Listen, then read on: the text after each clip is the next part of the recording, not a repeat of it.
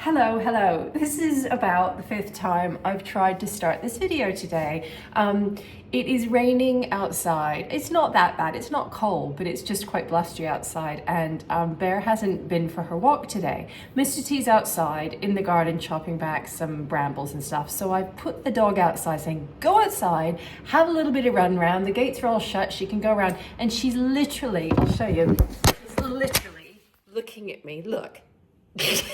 He's looking at me through the window and moaning. Look, she's absolutely fine. She's a Labrador, for goodness sake.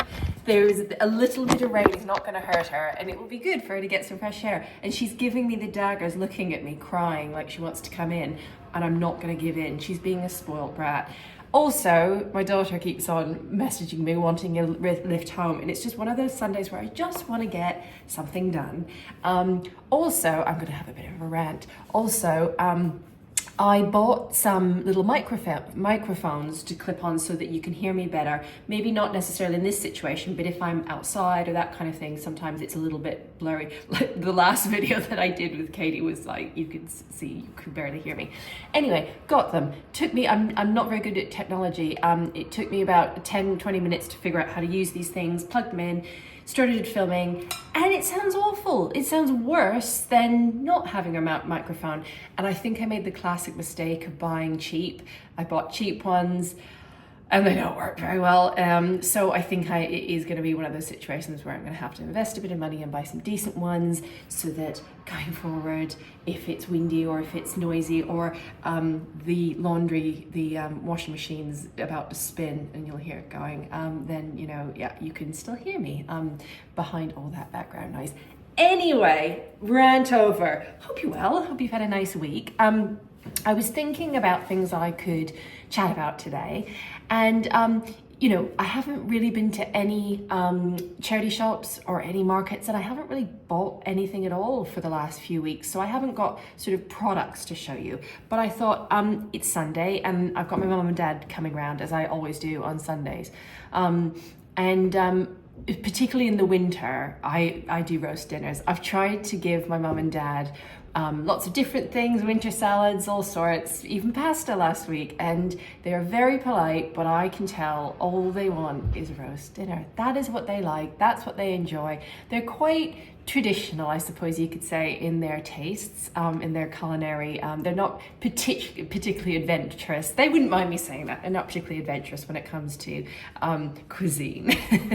So when I try and introduce them to something new, they're very polite, they'll try it, but you can tell they're a little bit like, oh, I just wanted a roast dinner. I wanted one of your roast dinners. So I'm cooking the classic roast chicken with all the trimmings, and it was kind of one of those things when I moved to England 20 years ago now, almost. It's crazy. So I've now tipped, I've lived more than half my life in England as opposed to living in Canada. But one of the things that I realized quite quickly was that on Sundays are the day for roasts, and so many families do that. I know it in the States and in Canada people do as well, but not quite as sort of religiously as they do in England. So I would say most families I know, a lot of my neighbors, it's like, Sunday, what are you having? What roast are you doing? And it's just a thing. And a lot of restaurants, English pubs, they will on Sundays only serve roasts. So you'll have a choice of like roast beef, roast chicken, or pork. And that's kind of it. And then they do all the lovely vegetables and everything that go with them. So I thought I would go through how I do my roast. It is nothing earth-shattering. It is nothing groundbreaking, but I don't want to toot my own horn, but I think I'm quite good at it because I've just had a lot of practice, and I do it every single Sunday pretty much during the winter and the autumn and the spring. So today I'm doing roast chicken. I'm going to be making with it, I'm going to do some honeyed carrots. I might throw some other things in there as well. I'm going to do some spring greens because I had some greens in the garden that were they've overwintered and they've done really well. So I've just chopped them back in the garden, and I'm going to do them, saute them. And then I'm going to do my classic cauliflower cheese. This is something that if I didn't have it with a roast, my kids would be very upset. It is the one thing that I think they like it actually more than the meat, the cauliflower cheese. It's delicious. It's a real kind of comfort food. And if you like mac and cheese, it's kind of on the same vibe as that. But I'll show you how to make that. And then what else am I gonna do? Oh, roast potatoes. I'm gonna do my roast potatoes, and it is a technique that I find always works, always looks amazing and tastes just really crunchy, soft in the middle, and it just is beautiful. And then, so roast potatoes, carrots, greens, and then I'm gonna do a chicken gravy. I'll show you how to do that. And then I'm going to also make a crumble. So because we are very lucky, we've got lots and lots of blackberries in the woods where we are. And we've got orchards as well. So we've got apple and pear orchards. What I do in the autumn is we pick a lot of them and we freeze them. So I've got in little individual portions in freezer bags. Like a portion, I would say, would be like a portion for a crumble. So I've got lots of bags in the freezer. I'm getting low now. I'm kind of gone through the winter, so I've got sort of half a dozen of each. So I've got blackberries in little portions frozen, and I've got some apples and I've got some pears. So I don't know, I think maybe I'll do a bit of both. I might do half and half, an apple and blackberry, which is quite nice. Crumble, so I'll do that. So without any further ado, I am going to start.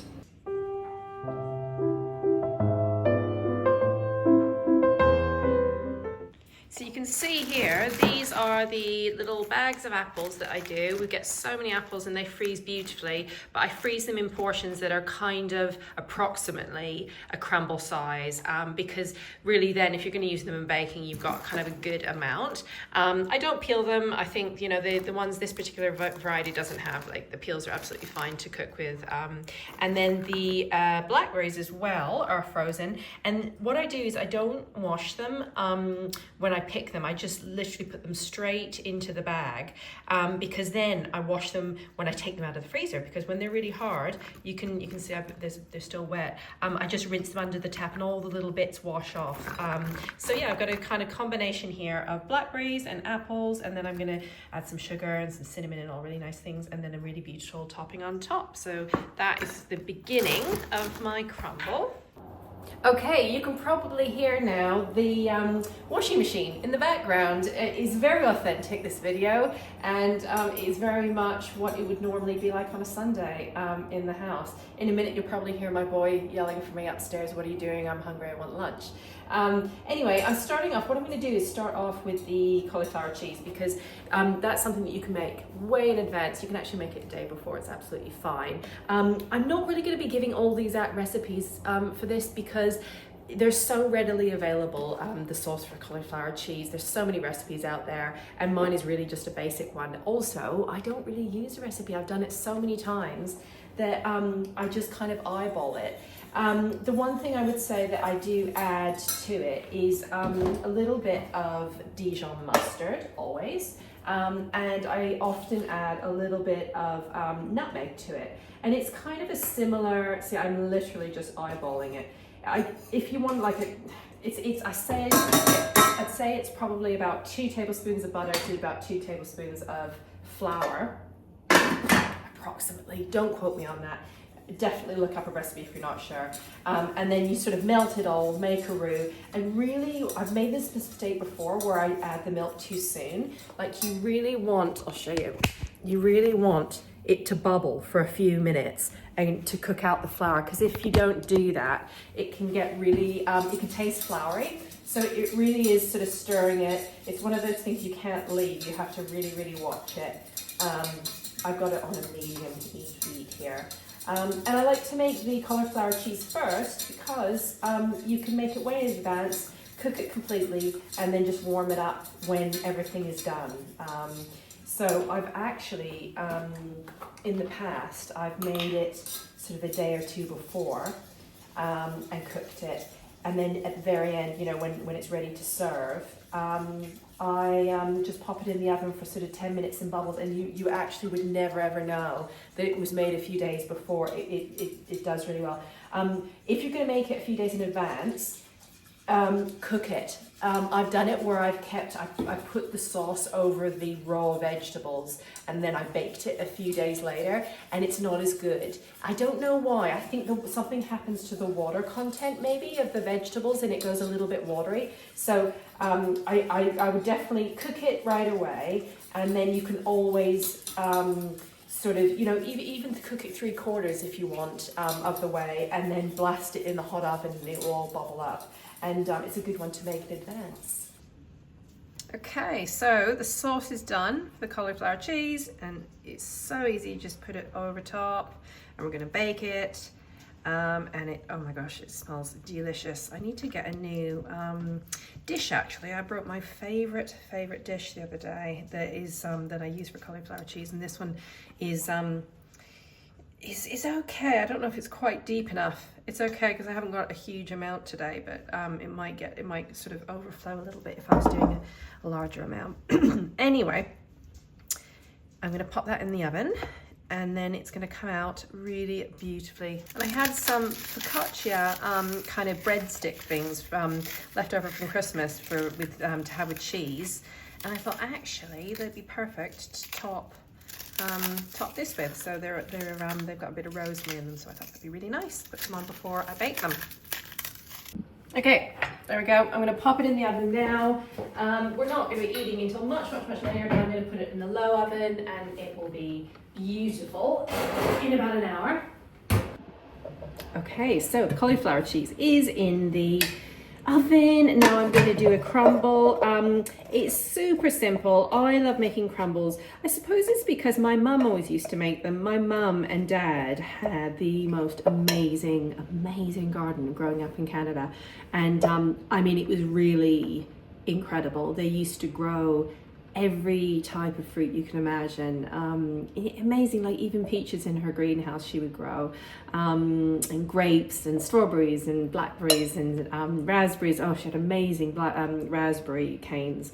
And part of getting our pocket money as kids would be to go and either do, you know, pick the raspberries, deadheaded the rhododendron, you know, do all these sort of garden tasks. So although I kind of while I was a child sort of despised it, it had a throwback, and I really got into gardening later in my 20s, and I'm sure that is because it was sort of I was surrounded by it while I was a child. So yeah, my mum always used to make crumbles from the fruit that she used to freeze, because we had so many fruits, you know, that wouldn't keep. A lot of the soft fruits won't keep. So she would package them up in sort of crumble or pie size, you know, portions, and then she would make crumbles and puddings and jams and all sorts from there. So you can see I'm totally eyeballing this, but I'm putting a little bit of cinnamon and a bit of nutmeg in this, and flour and brown sugar, and then I'm going to, with my hands, add some butter to it. But my mum used to add, sometimes to her topping, she would add some oats to it or some nuts, which is quite nice. But my kids really like it. I think they actually like the custard that I serve it with more than the actual crumble, but that's part of the deal. You have to have the crumble to have the custard. That's what my mum always used to say, because I know the kids always used to like the they sort of like the accompaniments more, I think, sometimes the ice cream or the cream, whipped cream and all that. But you know, you have to have the fruit, don't you? You gotta have your fruit. But yeah, so I'm just doing the really simple one because my kids kind of, you know, they don't really like the nuts or the oats or anything. We don't want to get too healthy. So yeah, I'm making that. Again, you can make this way in advance, and then you can bake it and then serve it. Just warm it up, serve it the next day, and it's just really, really simple. It's a really simple pudding to make. If I'm not making a crumble, but I want a kind of fruit dish, I will usually use something, make something like a pie, which is really nice. Now I'm going to add the butter. Now this bit I always do with my hands. I have washed my hands, don't worry. But it's kind of like pastry, so it's just, you sort of knead it in. And it's a very kind of, I think, a very kind of therapeutic thing to do.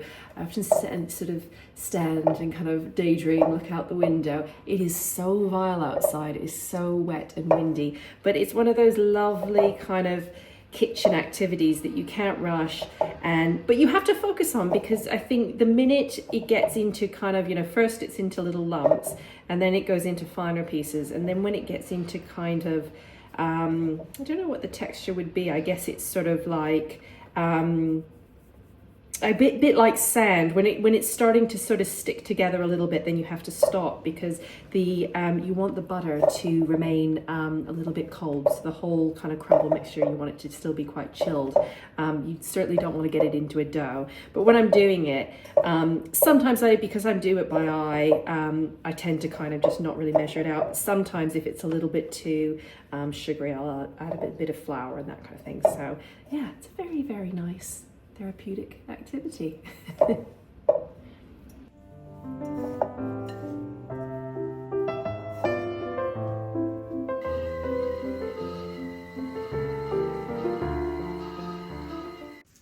Okay, there she is. I'm not going to put it in the oven yet, I don't think. I'm going to wait a little while until the cauliflower cheese is out, but she will happily sit there until she's ready to go in the oven. Very easy, could not be more simple, but it's going to be very, very delicious. And someone has got her way and has managed to come back in, haven't you, Bear? Did you not like the rain? Did you not like it? But you're a Labrador, you're supposed to like the wet and the rain and the wind and being outside. Oh, Bear, you're a big softie, aren't you? Yeah, you're a big softie.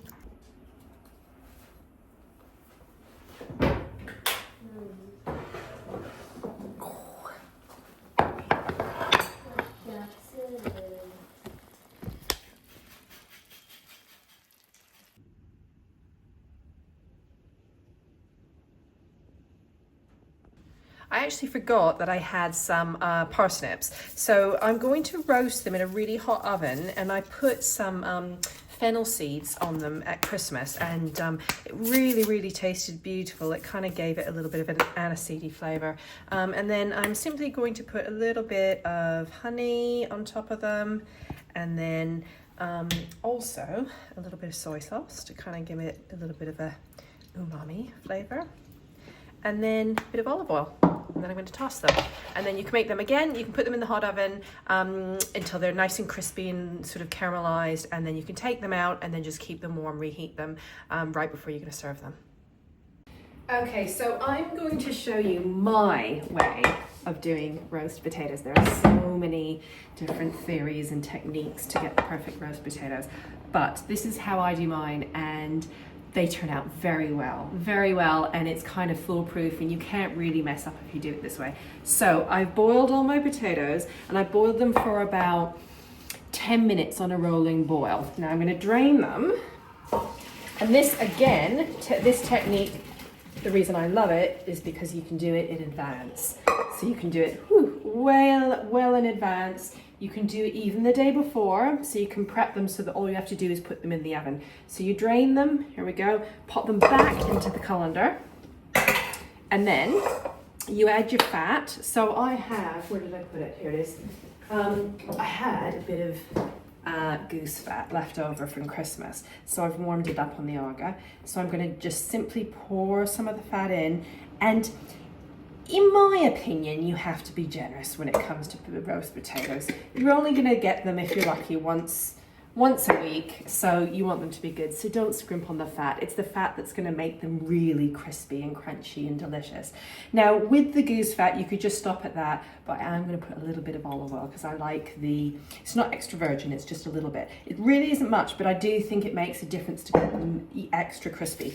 And then I'm going to put about 4 garlic cloves, just pop them in there because it's going to steam and it's going to flavor them. Some pepper, lots of pepper. And then at this point I do season it. I put salt because there was a cooking program I watched, and they said that the salt does make them really, really crispy. So do that, make sure that there's salt on them during the cooking process. And I do think it makes a difference, so be generous with the salt. And then finally, I'm going to put a little bit of rosemary. I've got a new rosemary plant. I'm going to plant it in the garden because this year, very sadly, I had a big rosemary bush and it died, which is, I don't know why. I think what happened was it got too wet because they don't like their roots sitting in water. So I'm going to pop this little one in a pot outside. So that's it. And then you put the lid on, and then you give them a good shake like that, and then you leave them. You can leave them sort of up to 3 or 4 hours. You can leave them overnight, put them in the fridge, put them in the larder, just leave them because they won't go brown because they're parboiled and they've got fat on them, so they should be fine. I'm gonna leave them just for about an hour or so and then cook them about an hour before we're gonna eat. I'm going to put them on the hottest oven and leave them, and then they'll get really crispy. So what I wouldn't say is don't cook them and crisp them up until you're about to eat them, because then they'll stay nice and crispy. So that's how I make them. Okay, the bird. This bird is beautiful. It's a free range chicken, and it should take about 1 hour and 40 to cook. But again, you can cook them way in advance and you can keep them warm. And in fact, I think when you, I cover mine with tin foil and a tea towel and keep it warm, letting it rest really gives it time to put all the juices back into it. So I sometimes will cook mine so that it's ready at least an hour before, and it's absolutely fine. I keep it, now I am lucky because on the aga, I've got an oil aga and it's quite warm on the top. So you can sit dishes on there and it's not going to continue to cook them, but it will keep them warm. So it is quite handy. But you could certainly do that in a really low oven. If your oven goes down very, very low, you could keep it covered, and or if it was on, turn the oven off, and the residual heat from the oven will keep it warm for a nice long time. So I'm not going to stuff it today because with stuffing it takes a lot longer to cook the chicken. Make sure it's cooked all the way through because it hasn't got that open kind of cavity inside if you're going to stuff it. Plus I can't really be bothered to stuff it today, but I do always put things in it. So I'm going to put a whole shallot here, and I had some clementines in the fridge from Christmas, and that's going to make it really, really sweet and lovely. And then I'm going to put some garlic cloves in there, and then I've got a little bit more rosemary. And the reason I'm putting all of this in is not only to flavour the meat, but with all of that at the end, I'm going to take it out, and in the pan I'm going to take the chicken out and rest it, and then all the shallots and everything inside, I'm going to then use that as a bait to baste it with water and with stock, and then that's going to be the base for the gravy. So it's going to be loads and loads of flavour in there. So it's really important, if you've got anything like any onions, any garlic, any fruit, often lemon, I'll put a lemon in there, any herbs, that's just all that flavour is not only going to go into the chicken, it's going to go into the gravy. So it's really, really important. Okay, I'm gonna get the veggies out. I think they're probably done. Yes, they absolutely are. Oh my goodness, they look so beautiful. Just the honey has caramelized on them. The fennel seeds you can really smell, and they just got a lovely kind of glaze to them, and they're perfect.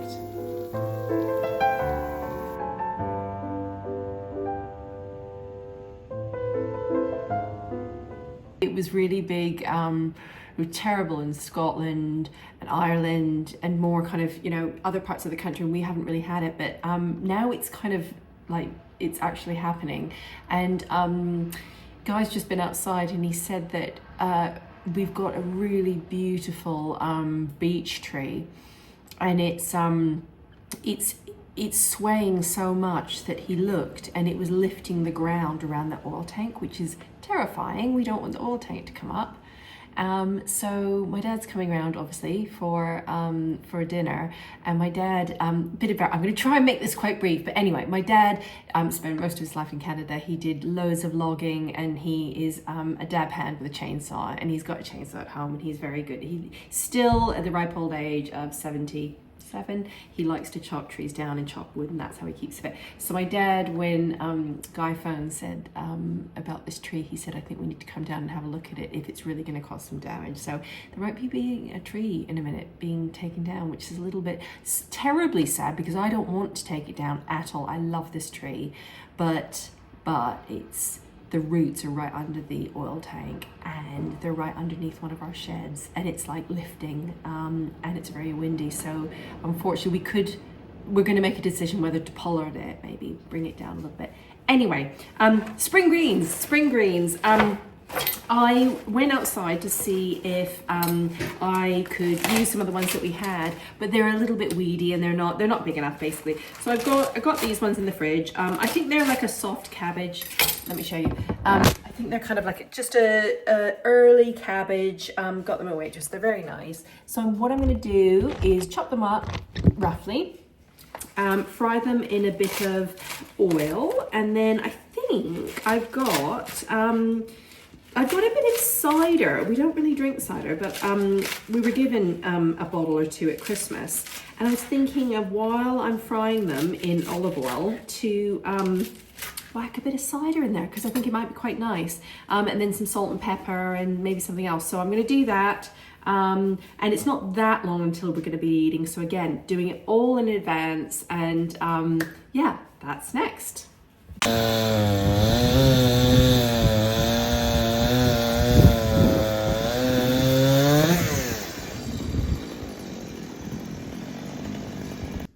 Okay, so the chicken's out. I have just taken these out and I flipped them over, because what you'll find is they'll look like that, and then you flip them over and they look like that. So you have to flip them all over so they're all are on the crispy side, and then get the underside done. Look at that, beautiful.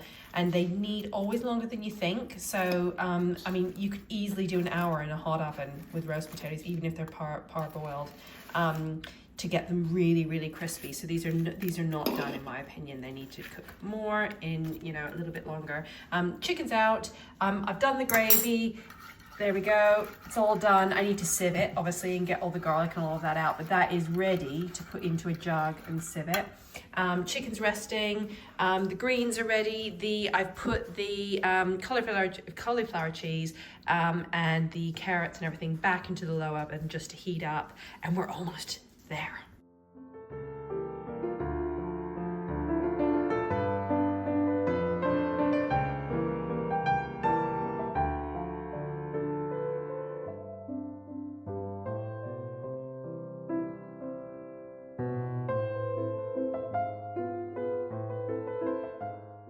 Okay, I've just taken the potatoes out, and they are gorgeous. Look at them, they're just absolutely beautiful. You can smell garlic, you can smell rosemary. They're sizzling, they're crunchy on the outside, and they're very soft and light and fluffy on the inside. So they're beautiful. I've just carved the chicken, so I'm going to show you realistically what I've done. I took it out, it was all done. This is how I let it rest. Carved it, it's all beautiful, all ready to plate out. So I've done all of that, and then you can still let it rest, put the tinfoil over, do that, and it is sitting very happily warm, keeping warm. And then in the oven I've got the cauliflower cheese, and I've got the all the veg and everything, and pretty soon I'm going to be plating up.